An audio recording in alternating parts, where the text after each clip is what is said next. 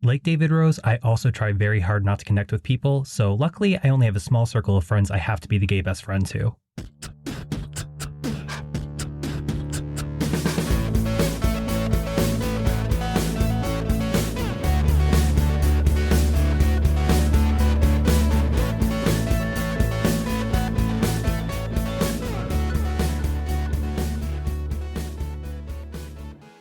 Hello, my LGBTQTs, and welcome back to another episode of A Jaded Gay. I'm Rob Lovelace, and today I'm a non-jaded gay because I just got back from a little walk outside. It started snowing, kind of caught me off guard, and yes, my dog wasn't happy. He doesn't like the snow or rain or anything wet, but being indoors, nice and warm with the heat on, it's really nice looking outside and just kind of seeing the snow, starting to feel Christmassy, like a little winter wonderland, and just feeling cozy. Anyway, today we are going to be talking about the concept of the gay best friend. And I feel like a lot of us grew up being friends with mostly girls. I know I was. Like, from an early age, it was just easier to connect with girls than it was guys. And when I was young, I didn't think twice, but as I got older, I realized that boys hung out with boys and girls hung out with girls. And boys and girls only really hung out if they were dating. And so if you were friends with mostly girls, people thought you were gay, which was the case for me. And this ties into today's episode of The Gay Best Friend. You know, every basic white bitch's token accessory in the early 2000s. So today we're going to talk about what the gay best friend, or GBF, is, some of its problematic elements, and how we can move past the stereotype. But first, tarot time. So for this episode, we drew the Three of Swords in reverse, which essentially is the heartbreak card. Dun dun dun. It's a kind of scary looking card. You see a heart, three swords are stabbed through it. Typically in tarot, this is not the best sign. Now, again, there are no good or bad cards. It just is what it is. But while a lot of people are afraid of this card, again, upright key meaning sadness and pain, but in reverse, it's actually indicating that we might be on the path of recovery and releasing pain. So there is a little hope there on the horizon. And with the Three of Swords, again, swords is tied to the element of air. It's masculine energy, so very action-oriented. Swords are typically tied to, our thoughts, the way we communicate. And in numerology, the number 3 is tied to collaboration and expansion. So when we draw this card in reverse, it's letting us know that we probably are feeling some sort of sadness in the present, but while we might be hurting now, we are on the way to recovery and on to brighter futures. And, real quick, I know we kind of talked about this a couple episodes ago. I was saying that, around the holidays, I tend to get nostalgic and a little sad. And I think it's interesting that we're drawing this card right now as we're in the midst of the holiday season, because I still have kind of been feeling that nostalgia aspect and have been kind of feeling a little down. And I know I'm not the only one. So I think it's important to remind us that, while we're feeling sad now, we are moving on to bigger and better, and the pain will ease eventually. And to move on from whatever is hurting us right now, we need to look to the future with hope for new experiences, and we might have to be a little bit more proactive in seeking those out. And again, this card really is kind of known as the heartbreak card in the tarot. So when we pull it in reverse, it's also reminding us that we can't bring our fear of heartbreak into any situations going forward. And we're coming up to a new year. Let's just start over on a clean slate, let that negative shit out, don't be afraid, and let's move on and look for positive new beginnings. And as we're looking to the future and looking for happier times and releasing sorrow, we need to pay attention to what we're feeling inside, our intuition, our thoughts, any self-talk. We want to be positive. Remember, we talked about that in the self-deprecating episode. If we're talking down to ourselves, we might start believing that. So we need to have positive self-talk and know that we deserve to be happy. Because by shifting to a more positive mindset, we can actually set ourselves up for more positive scenarios. And more literally tied to the heartbreak, we might have gone through recent hardships lately with relationships. Maybe either it's friendships, family relationships, a romantic relationship. And so we might have gone through some rough patches and either mended things up, or we might have lost somebody we've cared deeply for. So this card can also indicate that the time of sorrow has passed. We might still be feeling a little bit remnants of any pain from the past, but we are ultimately moving forward. So it really is an affirmation that we are going to be okay and we're on the right path forward. So yeah, there you have it, Three of Swords. Now that we got the heartbreak card out of the way, let's talk about the gay best friend. And you know me, I love a vocabulary lesson, so here we go. According to Urban Dictionary, a gay best friend is the best friend of any hot girl you know, and the key for straight men to getting with that girl. Behind every hot girl is a GBF. This definition also lists 3 GBF laws that, if straight men follow, they might just get laid. Number 1, thou shalt not make homophobic remarks toward the GBF. Number 2, thou shalt befriend said GBF. Number 3, impress the GBF and you will have instant access to the girl. Meanwhile, a second definition on Urban Dictionary states that the GBF is a person that popular kids want to have as a friend for clout. And the second definition rings a little truer to the stereotype I think most of us are familiar with. Basically, the gay best friend is typically the sassy, sexless character that's in TV and movies for comedic effect. They're the sidekick next to the main straight character and play into the campy stereotypes. And also, I would just like to point out that, looking historically back at the gay best friend, they were typically portrayed by straight men. And while there may be some humor in these portrayals, there is some retrospective criticism as well. In fact, in August 2021, the British daily newspaper The Guardian referred to the concept of the gay best friend as TV's laziest cliché. Here's a quick excerpt. In the 2000s, long before Lil Nas X was giving the devil a lap dance in PVC boots, representations of gay men in films and TV shows often revolved around the gay best friend stereotype. From Damien, Too Gay to Function in Mean Girls, to Stanley Tucci in The Devil Wears Prada and Burlesque, the GBF often played the sidekick to a woman, providing emotional support and fashion tips along the way. Sex and the City's Stanford Blatch and Anthony Marantino, a colorfully dressed talent agent and sharp-tongued wedding planner respectively, were the quintessential gay best friends. They worked in creative jobs, were armed with witty one-liners, and rarely had their own storylines. Now, I will just say, in defense of this, I do love Anthony Marantino, and I definitely relate heavily to him. Anyway, according to The Advocate, the earliest example of the gay best friend is Buddy from the 1984 movie The Woman in Red. This movie is about a married man who becomes obsessed with a model after he sees her skirt get blown up by a wind grate, Marilyn Monroe style. So already we're off to a great start. And Buddy, who is one of the main character's friends, comes to the rescue when the main character is nearly found out by his wife and mother-in-law at a birthday party. Already, I hate this movie. And in 1994, there was Sammy, who was portrayed by Steve Zahn in the film Reality Bites. He was a slacker who was more funny, cute, and insecure than fashionable and stereotypical. Sammy's sexuality is later detailed when he explains that he is celibate and talks about his pain coming out experience to his family. So right there's an example of a sexless sidekick. He's celibate. There's also Christian from Clueless, who Cher has a crush on until she finds out he's gay. And once the idea of romantic relations is off the table, she explains that he's become her best shopping pal. And I'm sure you all know Jack McFarlane from Will and Grace, the flamboyant, campy sidekick. Sure, he's hilarious. I love him. But in the original series, I don't think you ever really see Jack with a guy. I mean, it's referenced that he's dated and hooked up, but usually it's just passing comments and not an actual storyline.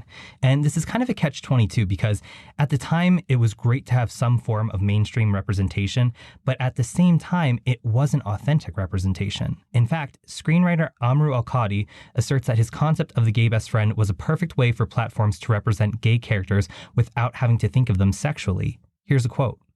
The GBF was always a bit of a eunuch, sexually harmless, more a court jester than anything else. Commercial platforms felt they were doing their bit for inclusion without potentially upsetting advertisers. It's an unthreatening gay representation that was intrinsically tied to commerciality. I think it was quite harmful for younger queer audiences to only see themselves in this way, as Shakespearean fools, not intrinsic to the story, but more there to offer the straights some comic relief. And while these characters themselves are harmless on the surface level, it can create pressure for gay men to feel like they need to check a certain box. In June 2021, Cosmopolitan published an article by Daniel Harding titled Gay Best Friend, a letter to straight people from the GBF. In it, Harding argues that the concept of a GBF carries an implication and constantly reminds gay men that while their straight friends are normal, they are not. He also details his coming out journey and being labeled the GBF. And here's an excerpt from that. My straight girlfriends were supportive and excited to suddenly have a GBF. To them, I could be that trusty friend to go bra shopping with, who'd talk about men with them into the early hours, all while braiding their hair. I'd be the one guy who wouldn't get an erection in their presence, knew what top they should wear with that skirt, and have the right words for when they were sad. And at first, that was fine with me. Those friends brought me back to life after hiding for so long. I finally felt needed and, for the first time in my life, like I fitted in. They didn't judge me or make me feel bad. We'd laugh at my stupid jokes, and it felt good to have real friends to text and hang out with. But the negatives that came with the GBF label gradually started to creep in. Harding goes on to say that because he was labeled as the GBF, he was considered to be just one of the girls, which didn't feel right to him. He felt like he was in their shadow and made to feel like the odd man out. Here's another quote. I lost count of the times I was the only boy shopping with a group of girls, the only lad at the girls' sleepover, where a father made me feel bad for being the only boy there. An adult man who towered over me, pulled me to one side, and said it wasn't right for a boy to be friends with a group of girls. You should be out playing football, he said. Unaware of his homophobia, I assumed he was right, that there was something wrong with me. So he goes on to detail a timeline where he went to the movies with a group of girls, and all the girls had a guy with them, and he only had popcorn. And there were jokes made about it that he wasn't there with a date, he was there with popcorn, and it made him feel like what he describes as being an awkward single gay boy, and it only reaffirmed the idea that he wasn't one of them. And this passage really resonated with me. I got used to being the only boy in a crowded room, feeling ignored and fighting tears, because the reality of being the GBF was an uncomfortable and lonely existence. As much as I adored my friends, I knew they'd never truly understand how I felt. They weren't ever cruel, and even when they introduced me to someone new as their GBF, I knew they didn't mean to make me feel bad. But that didn't matter, because every time they did, my stomach flipped. I worried that person had heard the word gay, and now that's all they saw me as. And as someone who struggled with being gay for so long, having it constantly highlighted was hard. All I craved was to be normal and to fit in, but all I did was stand out. And despite all of this, Harding says that he plastered on a smile and tried to channel the happy-go-lucky GBFs he had seen on TV. And as he rewatched those movies with his favorite GBFs, he noticed that the role of the GBF at the surface level works for the happy endings of rom-coms, but you rarely hear backstories of the unsung heroes, the gay best friends who supported the main characters who helped them get to their own happy endings. Harding also cites Dr. Becky Spellman, a psychologist and clinical director of Private Therapy Clinic, who explained how this stereotype is harmful and damaging. She says that gay best friends are expected to fulfill a very specific role in their usually female friend's life that effectively reduces them to a series of past stitches and does not reveal the full complexity of their personality. Perhaps especially when they are young and still coming to terms with who they are, some gay men may feel that pigeonholing themselves into the stereotypes is an acceptable price for friendship. And this concept of the gay best friend has spawned countless storylines of women trying to seek out a gay best friend to improve their life. I mean, take a look at the 2013 movie GBF starring JoJo, who I love. But the movie's about 3 feuding cliques who are trying to track down closeted gay students using a gay hookup app. A little problematic. A 2018 Repeller article expands upon this phenomenon of straight women trying to hunt down a gay best friend. In the article it says, there seems to be this idea, underlined by shows like Will and Grace and other early aughts media, that straight women are innate allies to gay men. That requesting someone be your gay sidekick should be seen as a complimentary or even a kind of acceptance rather than ignorant or insensitive. It's not that there isn't some truth to the cliche. I believe that friendship between a gay man and a straight woman can be a unique and special thing arising from a commonality of experience. So anyway, go ahead and Google gay best friend and there's a WikiHow article titled How to Find Your Gay Best Friend. Now, to their credit, they do include this intro paragraph before listing out how to build a genuine friendship. The intro says, if the hit 90s TV show Will and Grace was one of your favorites, you may be yearning for that perfect gay best friend, GBF. The friend who, aside from being totally hot, who knows you like the back of their hand, offering sage, insightful advice, and is always there to help you pick up the pieces after a dating disaster. This stereotype has caused people to start looking for their own GBFs and caused some gay men to feel pressure to fit themselves into that box. However, a real friendship is built on mutual caring, so here's how to find a best friend instead of a decorative accessory. And also, to be fair, there have been some deeper portrayals of the gay best friend. In 2019, Entertainment Weekly published an article that takes a look at the evolution of the gay best friend in rom-coms. Looking at 1994's 4 Weddings and a Funeral, Gareth plays GBF to the male lead, and he does actually have an on-screen romance with his partner named Matthew. Here's a quote from the article. Rather than being otherized, their romance is treated with nuance and empathy to the film's end, when Matthew tenderly eulogizes his late lover during the film's titular funeral. There's also Damien from 2004's Mean Girls, who was portrayed by Daniel Franzese. Franzese said in an interview that Damien was the first main teen movie gay character he could think of who wasn't shoved into a locker or had his head pushed into a flushing toilet or whatever. He also said that it was an opportunity for him to just be one of the cast and have an arc and have a story. And more recently, in 2018, we see Oliver in Crazy Rich Asians, who is forced to navigate a very conservative and rich world and assert his gay identity in subtle but empowering ways. Going back to the Guardian article, they state that from the mid-2000s and toward the start of the 2010s, gay characters began evolving, and Al-Qadi thinks that the stereotypes such as the GBF are dying out because more LGBTQ+ characters are being created by queer people. But interestingly, while we're talking about more queer characters being created by queer people, there is a new tokenized accessory trend in Hollywood, and it's the trans best friend. In a Them article from August of this year, author Nadine Smith details how Hollywood has been resurrecting the GBF trope in a new form. Smith illustrates examples of this issue in 2013's Dallas Buyers Club, where Jared Leto, a cisgender man, plays a transgender woman who is portrayed as being an almost mythical, fairy tale creature who exists largely to fuel the main character's journey. Transparent, which debuted on Prime in 2014, cast Jeffrey Tambor, a problematic cis man, to play the trans lead while the actual trans actors in the show were relegated to the best friend role. Smith writes, even though it's become something of a taboo to cast cis actors in trans roles, Hollywood is still mostly using trans characters for tokenistic purposes. And I found this statement from the article to be really powerful. Despite admitting some trans talent into its ranks, Hollywood is so far still sending the message that the complex struggles and layered emotions of trans people are less important than the same cis stories we've been told a million times. So we've somewhat evolved from the gay best friend trope only for Hollywood to repurpose a stereotype for another marginalized community. And just to round out this episode, Daniel Harding closed his article with this passage. It seems many people still use the term gay best friend to describe their different friend, a person who just happens to be gay. And in an age where we're more aware of our language and harmful tropes, it doesn't sit well with me that it's still used so widely. We finally waved goodbye to spinster and fag, so why is GBF still a good thing? Is it finally time to do away with it for good? I know most people use it endearingly and without thinking. I know they're not being intentionally malicious or meaning to offend, but it is ultimately a constant reminder that gay people are different. So pretty powerful words, and I think to some extent we've all probably been the GBF. I mean, for me personally, my best friend, I've been her best friend since we were born. So I was her best friend first and gay second. But recently, actually, I was hanging out with her and then somebody else, and they referred to me as her gay best friend. And I actually corrected them. I said, actually, I'm her best friend who also just happens to be gay, because I'm not limiting myself to that box.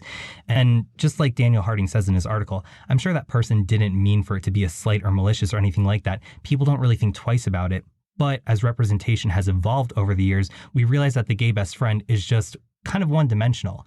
And, as a gay person, we can be anything we want to be. Gay does not equal one thing. It's not our sole identity. It's a part of what makes us who we are. So at the end of the day, I might be gay and I might be your best friend, but I'm not your gay best friend. And connecting it to the tarot, we talked about how the Three of Swords is a heartbreak card in the tarot deck. But in reverse, it's really a sign of, I'd say, optimism and being hopeful. That hope is on the horizon. So whatever's going on in our lives, we might be feeling sorrowful right now, but we are on the path towards recovery. And specifically as it relates to the gay best friend, maybe some of us do feel that we've been pushed into a box, that we had to be a certain role, or, in another sense, that we always had to be on for other people. We always had to be witty. We always had to be funny. Maybe we needed to always tone down our dating story so we didn't make other people uncomfortable. We didn't really go into our own dating life, our own quote unquote private life to not make other people comfortable. We just had to be the funny friend that was there to support others. And maybe we're holding on some resentment or sorrow from that. So let's put that away. Let's, going into 2023, let's allow ourselves to step out of the box. We don't need to be a specific role for other people. We just need to be enough for ourselves.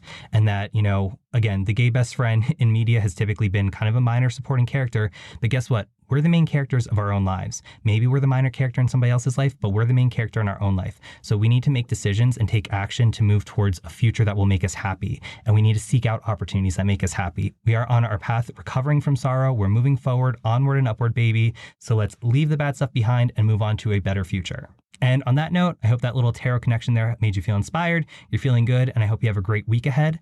As always, thank you for listening. Please remember to rate, review, and subscribe. If you have any questions or feedback, you can reach out to me, rob@ajadedgay.com. You can also follow the podcast on Instagram, TikTok, and Twitter @ajadedgaypod. You can follow me, Rob Loveless, on Instagram @Rob_Loveless or on Twitter @RobJLoveless. And remember, every day is all we have, so you got to make your own happiness. Bye.